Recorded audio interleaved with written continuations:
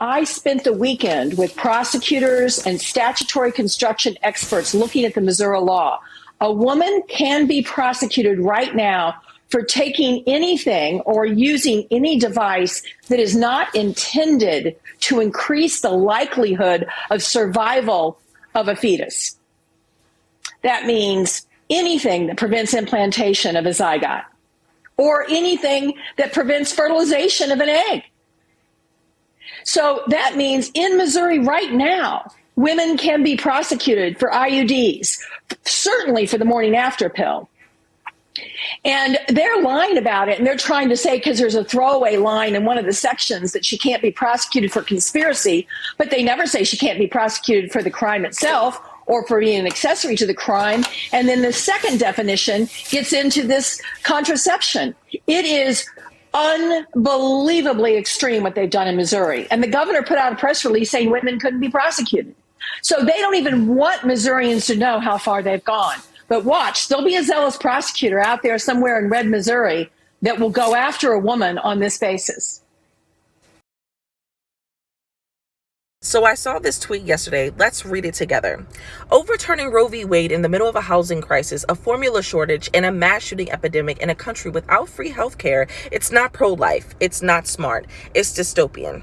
And where's the lie? So let's just run down a list. People with uteruses are just supposed to mass produce babies while there is a food and formula shortage going on, not to mention the fact that 60% of people obtaining an abortion are already parents and 45% of them are cohabitating or are married.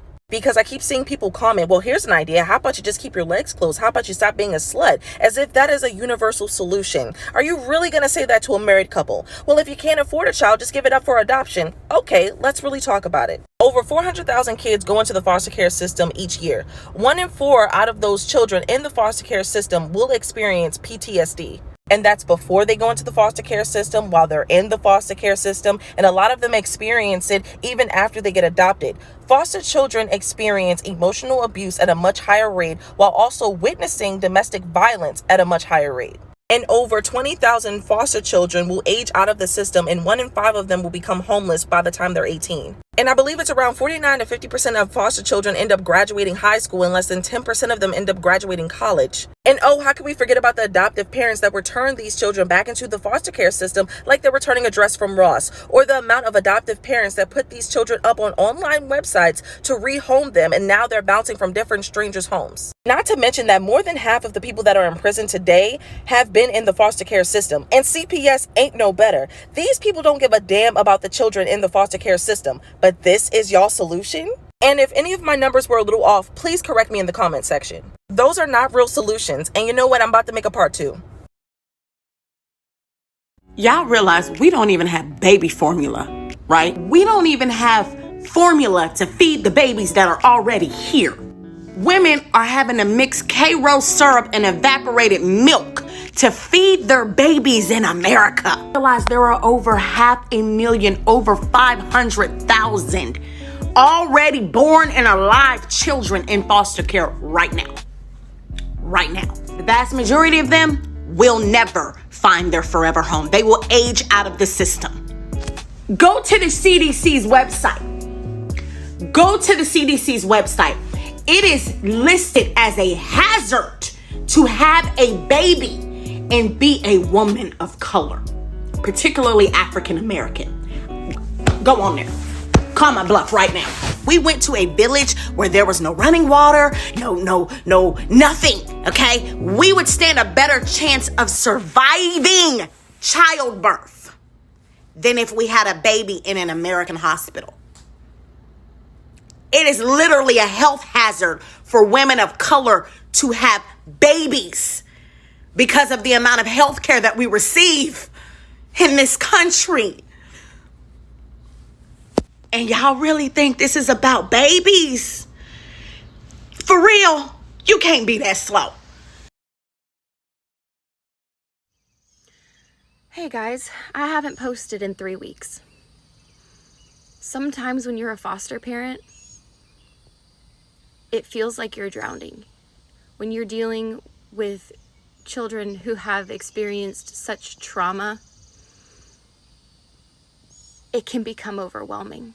And for the last 3 weeks, I have been drowning in the sea of foster care and trauma. I have been surviving, and I have not been able to muster up the energy to post. But in light of what's happened this week, I have to share. As a foster parent, I have seen firsthand what happens to children born to parents that don't want them. As a foster parent, I am at max capacity. Every single bed in my house is full, and I still get calls every week from caseworkers begging me to take children that have been in offices, in hotel rooms with caseworkers because they can't find homes. Last night, in the city that I live in, a mother set fire to her home and tried to murder her 7 children. 3 of them passed away. The other 4 children came into care last night, and there was no home for them to go to after their siblings died at the hands of their mother. If you are in favor of Roe v. Wade being overturned, and you are spewing your opinions all over the internet, then I fully expect you to jump into the fire with us. I fully expect you to be willing to take in the excess of children that are going to be born to parents that don't want them. The excess of children that are going to be abused and neglected. You better be willing to take them and love them and protect them, because those of us that are actually doing something for the children that nobody wants, we're overrun. We are in over our heads. So before you get behind your pretty little computer screen and type your opinions and spew your opinions and don't put any action behind it, you better think twice. Because I am sick and tired of having to turn children away because my beds are full and there's no place for them to go. So one of my followers made a really great point. She said, since they banned abortions, doesn't that mean that the black population will increase as well? And if you haven't watched my last video, I would stop right here and go watch it and then come back, because this video might not make any sense if you don't. So I thought about that question as well, sis, and I was like, of course, if they ban, abortions all across the board, then the black population will increase, but I don't think so. And I also think that they know this.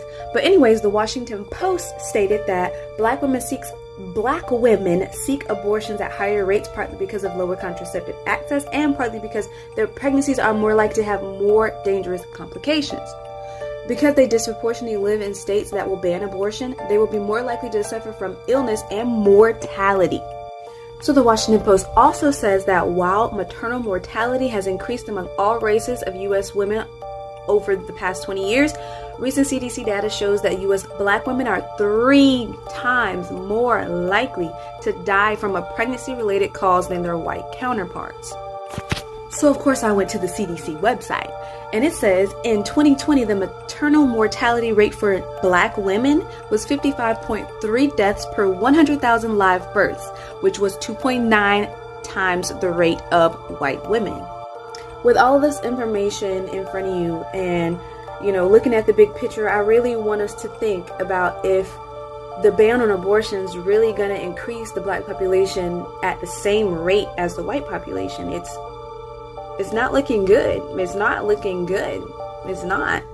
We also have to consider the fact that they wouldn't make an executive decision like this without knowing this information. They know this information. I guarantee you they know this information, but they still decided to make this decision.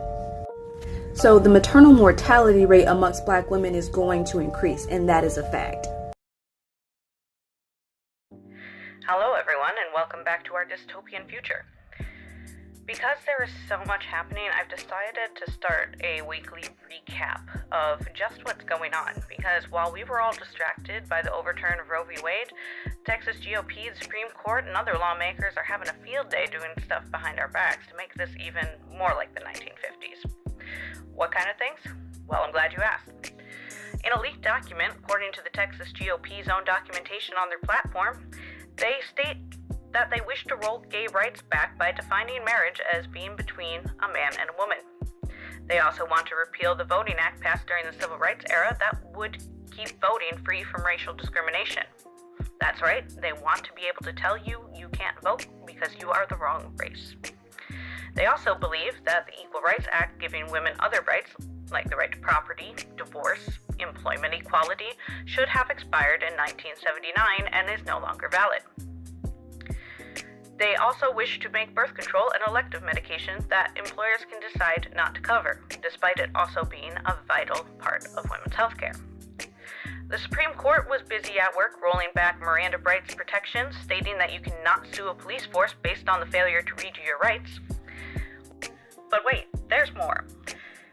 Despite passing a gun control bill, the Supreme Court has also stated in a case originating out of New York that concealed carry of guns is a constitutional right. Alabama has made an attack on trans individuals, stating that gender-affirming treatment is now illegal, and it is reportable to a minor's parents if a school believes that the child may be LGBT. They do not have access to their own bathrooms that align with their gender. And a candidate in South Carolina is busy stating on television that being LGBT is equivalent to sexually grooming children and should be punishable by death, while also stating that he wishes to bring back the Office on Un-American Activities. Meanwhile, Capitol Police launched tear gas cannons into a crowd of women protesters, including pregnant women, which has reached peak irony in this situation because tear gas is known to cause miscarriage. This is just week one. This is the subjugation of America's own citizens. Do not think this is the end. This is just a shot across the bow of freedom. I'm sorry. This got to be a little bit.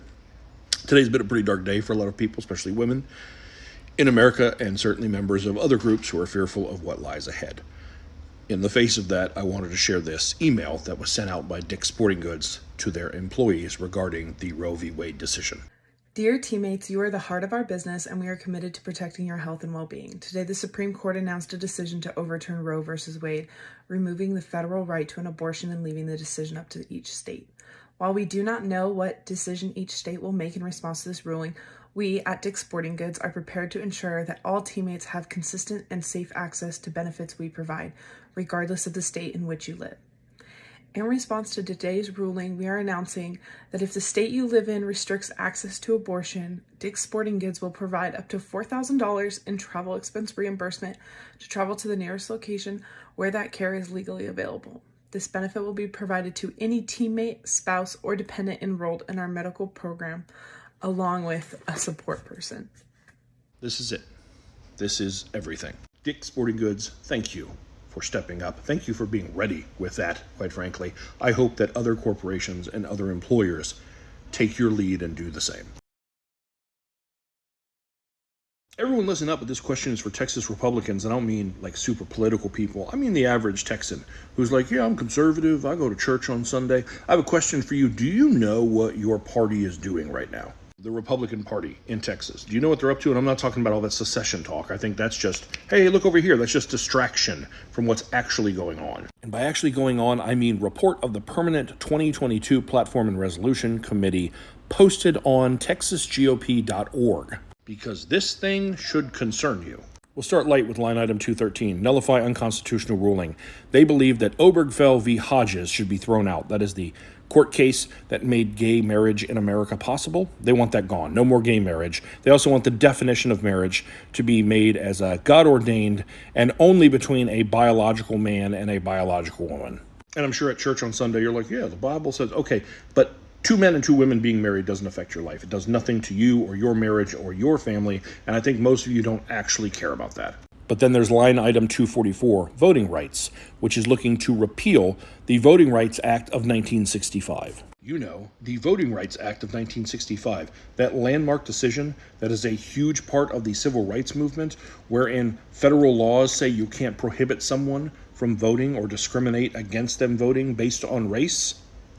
They want that gone. It being gone means you could discriminate or prohibit someone from voting based on their race. And if we bounce back up to line item 29, they believe that the Equal Rights Amendment was not valid after March 22nd, 1979. So if it's not valid, it shouldn't be acknowledged or enforced. You know, that amendment that said that men and women were equal, that you couldn't discriminate against someone based on their sex. They were equal in divorce and property and employment, without which men would be greater than women. And while Loving v. Virginia, the ruling that made interracial marriage wasn't listed there, I think that's just an oversight. Because from everything I see there, Texas Republicans want to go back to 2 water fountains. You might think that's an exaggeration, but your party's being taken over by extremists. And if you don't do something about it, that's exactly where you're headed. I don't know if y'all are aware of what's going on in Texas right now, but apparently the GOP Republicans of Texas wants Texas to be able to vote in 2023 to secede from the United States. So much so that they've come up with a whole referendum that they're pushing to get passed. And I read through it so that you don't have to. And we're going to go over a couple of the highlights. Now, this is available to the public. You are welcome to go and search it up and read it for yourself. But we're just going to talk about a few things that I find a little bit alarming, especially because I live in Texas. For example, let's talk about the number 29 Equal Rights Amendment. We call upon the 88th Texas Legislature to adopt a resolution clarifying that the 1972 ratification by the 62nd Texas Legislature of the proposed Equal Rights Amendment to the United States Constitution was only valid through March 22nd, 1979. Yeah, let that sink in. Obviously, they want prayer, Bible, and the 10 Commandments to be taught in school while simultaneously banning critical race theory. They want to protect Confederate statues and things that are representative of our heritage as Americans. They want their right to bear arms, and they rebuke the bipartisan gun agreement that was put into place after the Uvalde shooting. They want the National Guard deployed at the border, as well as they want the UN off of American soil and want to pull out of the United Nations. They do not want gender identities to be discussed, and they do not believe in pronouns. Yes, we can't call them he or she. They want to be called it. Of course, they are pro-life, and they are now calling fetuses preborn children, which obviously goes to say that they are all for abortion all across the board. They also reiterate that America is a God-based Christian nation based on Judeo-Christian principles. They propose that cannabis be criminalized, and they claim that we are in a pornography crisis because it's a human health hazard. Obviously, they believe that marriage is going to be between one man and one woman, nothing else. They want welfare to be done away with, which is funny because most of the recipients of welfare are white people. Welfare has never benefited black people. So there's that. They want to go off biblically based biological human sexuality, which means to them, one man, one woman, and you're only straight, and that's it. Oh, and here's a fun one, voting rights. We support equal suffrage for all United States citizens of voting age. We oppose any identification of citizens by race, origin, creed, sexuality, and lifestyle choices, and oppose any use of any such identification for purposes of creating voting districts. And then they say, we urge that the Voting Rights Act of 1965, codified and updated in 1973, be repealed and not reauthorized. I am the longest-serving independent in the history of the United States Congress. So what I'm going to tell you today is not something that you hear very often on Fox or CNN or ABC or the Washington Post, or in fact in the halls of Congress. What I'm going to tell you is that the working class and the middle class of this country are in serious trouble. We are moving toward an oligarchic form of society where a small number of billionaires not only have extraordinary wealth, they have extraordinary political power. We are living at a time when half of our people are living paycheck to paycheck in the wealthiest country on earth, when 70 million Americans have no health insurance or are underinsured, when we have a starvation minimum wage at the federal level of $7.25 an hour, where half of the elderly workers, older workers in this country, have nothing in the bank as they fear retirement. What I believe is that now is the time not to defend the establishment, which is doing phenomenally well. When you have two people on top in America who own more wealth than the bottom 40%, two people, top 1% owns more wealth than the bottom 92%. CEOs of major corporations today are making 350 times more than their workers, and we have more income and wealth inequality than any time in American history. Now is the time for the American people to stand up, make it clear that enough is enough, and that we need a government that starts representing all of our people, not just wealthy campaign contributors. What does that mean? It means that we have to end a corrupt political system in which big money buys elections. It means that we have to end a very unfair tax system in which billionaires in a given year don't pay a nickel in federal taxes. It means we have to raise the federal minimum wage to at least $15 an hour. It means that we have to join every other major country on earth in understanding that health care is a human right, not a privilege, and stop spending twice as much per capita on health care to enrich the drug companies and the insurance companies. It means that Medicare is going to have to negotiate prescription drug prices so that we can lower the cost of prescription drugs by 50%. It means that we cannot continue to be the only major country on earth not to have paid family and medical leave. It means that we have to restore the $300 tax credit so that we are not continuing to be a nation which has one of the highest rates of childhood poverty in the United States. It means that we have to expand Medicare to cover dental care, hearing aids, and eyeglasses so that elderly people in this country can live out their remaining years in dignity. And it means, among other things, that we cannot continue to ignore climate change, which is an existential threat to this planet. And obviously, given the tragedies that we have faced in the last month in terms of guns, we need serious and real gun safety legislation. Bottom line, let's create a government that works for all of us, not just the people on top. Thank you.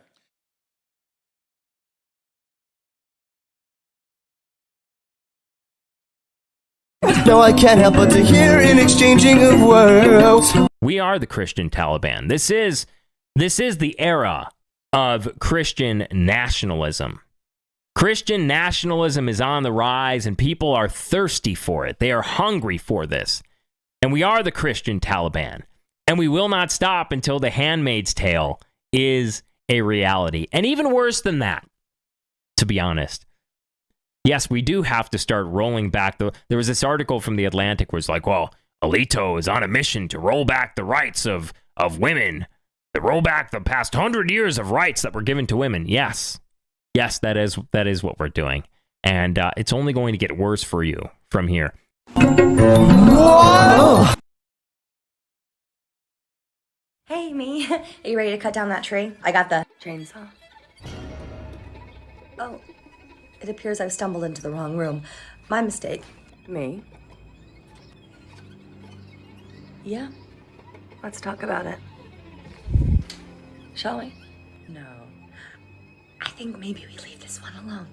Childbirth has always had its obstacles.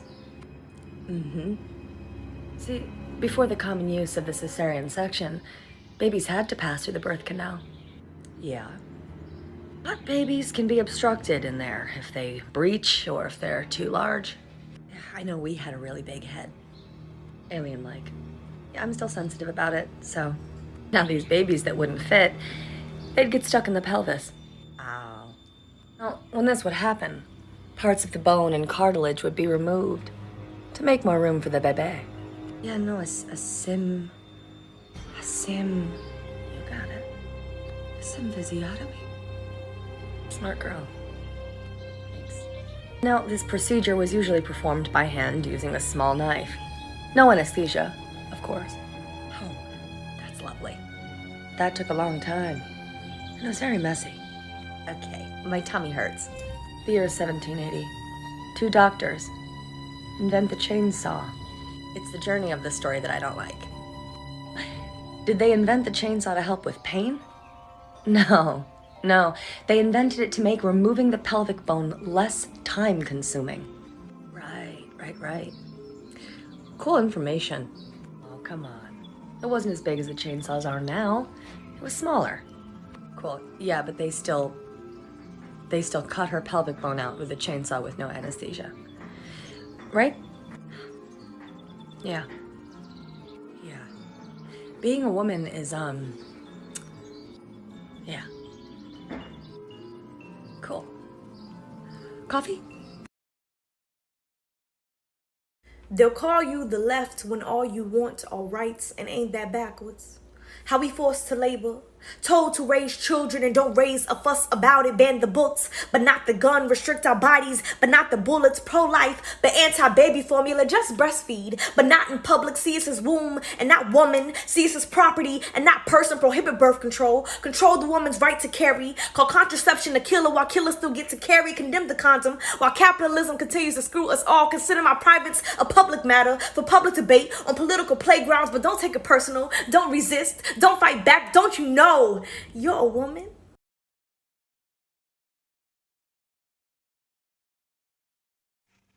What if you didn't call the police? Don'tCallThePolice.com. Listings in most American and a couple of Canadian cities. Let's go to Austin and find police alternatives.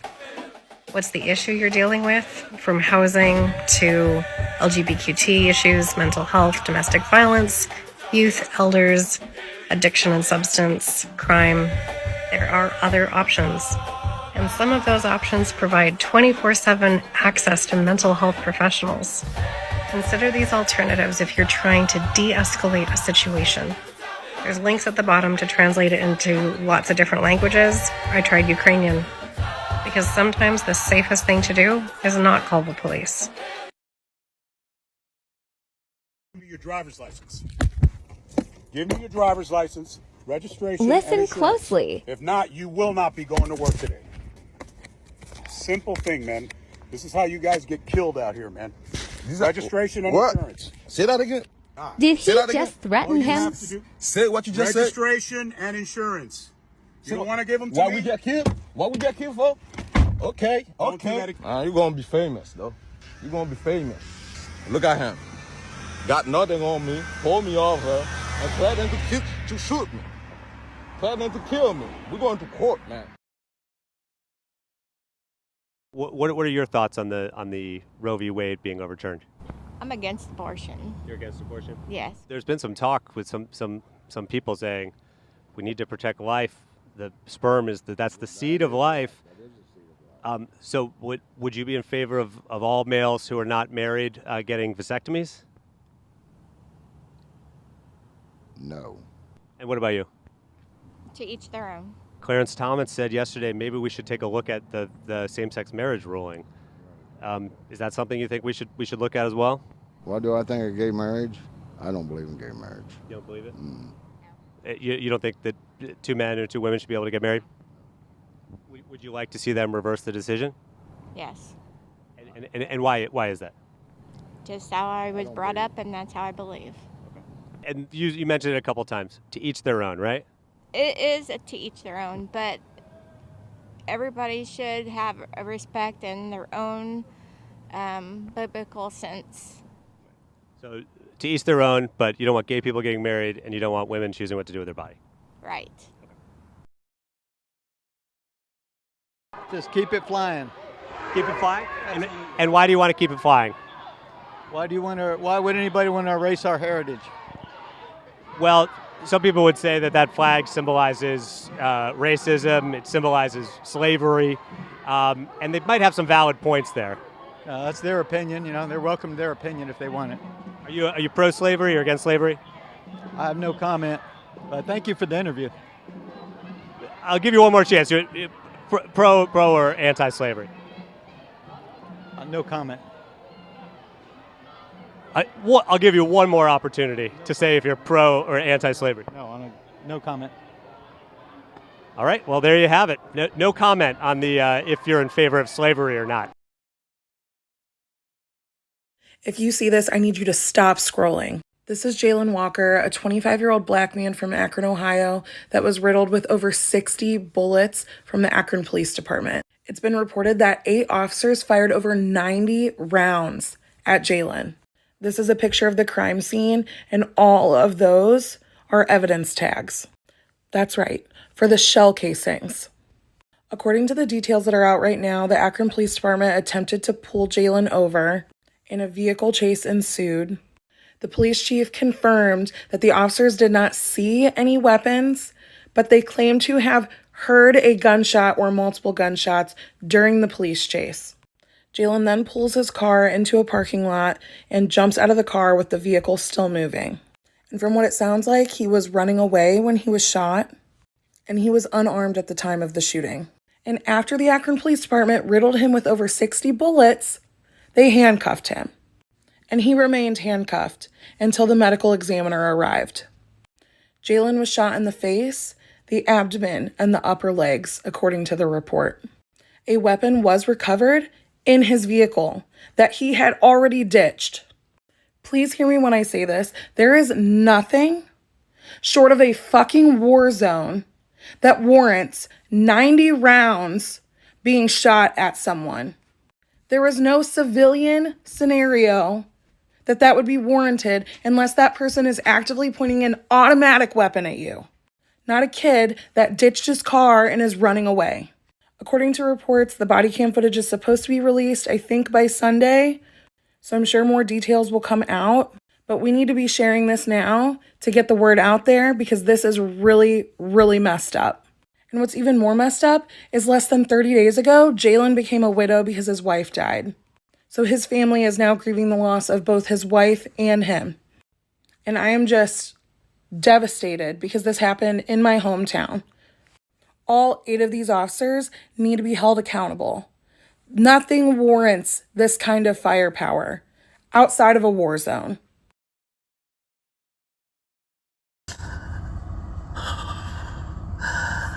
I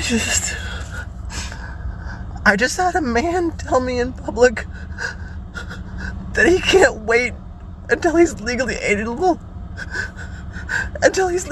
to hunt me down.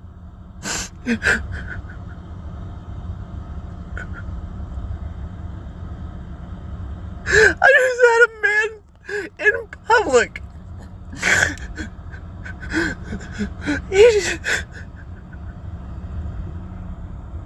He can't wait until he can legally hunt us down. This is not okay. This is not okay. So I received a text message from Joe Biden's campaign yesterday saying that the Supreme Court had overturned Roe versus Wade and that it was my responsibility to then rush $15 to the Democratic National Party. And I thought that was absolutely outrageous because my rights should not be a fundraising point for them or a campaigning point. They have had multiple opportunities to codify Roe into law over the past 20, 30, 40, 50 years, and they haven't done it. And if they're going to keep campaigning on this point, they should actually do something about it. What are you most worried about, Jillian? I'm most worried about what comes next because Roe versus Wade was a precedent for Obergefell versus Hodges, Loving versus Virginia, Irving versus Texas, gay marriage, interracial marriage, and privacy in the bedroom. And those, as Clarence Thomas came out yesterday, they're going to be falling like dominoes. You come from Texas. You're in Austin, Texas. There's a trigger law in place in Austin in 30 days. Yes. Abortion's going to be banned in your state. Abortion has been banned at 6 weeks in my state since last September, which is an essential all-out ban because most women don't even realize they're pregnant before that point. And there are women in Texas who've already died and have already been arrested for having an abortion or a miscarriage because we can't really tell that. It seems like you have obvious anger towards the Democratic Party because you feel as if they've missed chances to codify Roe up until this point, and then here we are. What does that mean for you when it comes to the midterm elections and getting more Democrats elected to move forward with trying to codify Roe? Well, when it comes down to the primaries, which I think are coming up in the next couple months, It means that we need to get as many people to the polls as possible to vote for more progressive Democrats. We need to get the old white Democrats out of office and put in new, younger people who will actually defend the rights of women and people all over this country. And then when it comes to midterms, we need to make sure that we have those same people who voted for the progressive people in the primaries coming back to the midterms and voting again, and making sure that these more progressive Democrats get into office and can actually make the change that we need. After the overturn of Roe versus Wade, I've seen a ton of videos talking about how marching isn't actually going to solve the problem, and what you need to do is vote with your money. And I 100% agree with that. And voting with your money does not mean donating more to Democrat candidates, because as we've seen, they haven't done shit. What it does mean is spending your money with companies that align with your values. For example, you don't necessarily have to donate to Mitch McConnell to be supporting companies that donate to Mitch McConnell. You know, 56% of us oppose this decision, and if we collectively decide to stop spending money with corporations that donate to political campaigns of pro-life politicians, then we might see some change. So this is how you're gonna do it. Download Progressive Shopper. I've been talking about them for years. You can either type in the name of the company you wanna search, or it's a widget that you can download that'll tell you exactly where their funds are going. If you can, definitely change your shopping habits. Hi, I'm not home to film right now, so we have to do B-roll style, but this is important, so stay with me. First, I need to preface this very clearly. I am not, in this video, asking you or telling you to do something or not do something. This is not a call to action or inaction. I am simply pointing something out. I'm seeing a lot of posts about protesting, making noise outside of Supreme Justices' houses, trying to impact the economy by not shopping at retail stores, etc., etc. And all of those things have a place and a purpose, should you choose to implore them. But I must tell you, they don't care. The reason they don't care is not because it isn't an impactful nuisance. It is. The reason they don't care is because they are prepared and equipped to wait you out. They know that if they ignore you for a week, you'll get tired, you'll get bored, or you'll have to go back to work, and life goes back to normal. If you post a Target boycott from the 3rd of July to the 5th, everybody, including Target, says, oh sweet, we'll just wait until the 6th then. In any instance where you're attempting to apply pressure for change, meaning in essence you've decided you are going to force someone or something to do what you want, for it to work and make a difference, it has to become abundantly clear to whoever or whatever you're facing that things will continue to get worse for them until they concede. I hate to make any biblical references at a time like this, as if misinterpreted, it will read as irony, but y'all remember that little ditty in The Prince of Egypt, the 10 plagues? That's the energy. Not a day of locusts invading, not a day of no crops, nothing. Absolutely nothing of peace or pleasure until you concede, with worse and worse disasters until concession. The civil rights movements started in the late 40s and lasted until the 60s. For 382 days, almost every black person in Montgomery, Alabama boycotted the bus system. Now I reiterate, this is not a call to action or inaction. I am simply pointing something out. If you think we've reached that level of danger, it's going to take better and longer organizations and mobilizations for those measures to work. You need to make people logistically safe enough to do whatever you're doing long enough for it to actually work. My country 'tis of the land of inequity, of thee I sing. Land where my mothers cried, fought, bled, and sacrificed for rights which we are now denied. Let freedom ring.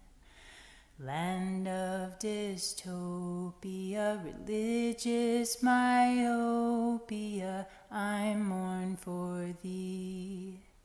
Behind dusty oaken doors, 6-robed dinosaurs conspire to wage a holy war over our bodies.